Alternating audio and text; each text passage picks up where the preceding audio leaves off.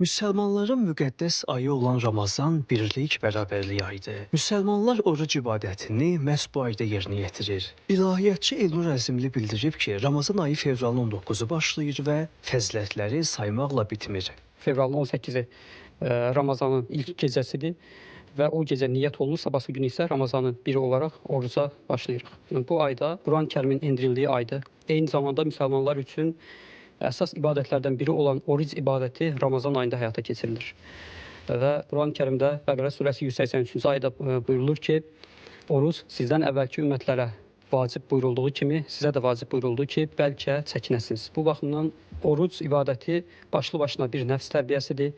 İnsanı kamilləşdirən, insanı ilahi hüzurda yüksək mərtəbələrə qaldıran bir ibadətdir. İnsan bu ibadəti sırf Allah rızası üçün edir və savabını da Allahdan gözləyir. İlahiyyatçının sözlərinə görə xroniki xəstəliyi olanlar, ağıllar, hamilə qadınlar, səfərdə olanlar və həddi büluğa çatmayan uşaqlar oruc tuta bilməz. Oruc ibadətinin əsas xüsusiyyəti fəcr vaxtından, buna biz sahur vaxtı deyirik, yəni sübh namazının vaxtından əvvəldən başlayaraq günəş batana qədər heç bir şey yeməmək, içməmək həyata keçirilən bir ibadətdir. Ramazana aid başqa ibadətlər də vardır ki, Ramazan gecələrində hər gecə təravih namazı qılınır. Bundan başqa Ramazanda edilə biləcək başqa bir ibadət bu ayda Quranla münasibətlərimizi yaxşılaşdırmağa çalışmalıyıq. Ramazanı fərqləndirən, başqa aylardan fərqləndirən, onu mübarək edən xüsusiyyətlərdən biri həmin gecədə Qədr gecəsinin, həmin Ramazan ayında Qədr gecəsinin olmasıdır.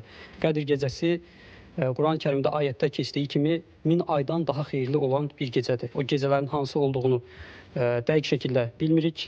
Sadəcə bunun son 10 gecədə olduğu haqqında hədislər var. Xüsusən də son 10 gecəni daha çox ibadətlə, zikirlə, Allaha anmaqla keçirmək və ibadətlə keçirmək daha faydalıdır. Qədr gecələri 8, 10, 12 və 16 mart tarixlərinə, Ramazan bayramı isə mart ayının 20-sinə təsadüf edir. Ramazanda hər bir müsəlman fitrə zəkat verməlidir. Bunu təkcə pulla yox, ərzaqla da etmək mümkündür. Əlin Oruc Əliyev, Ramin İsmailov.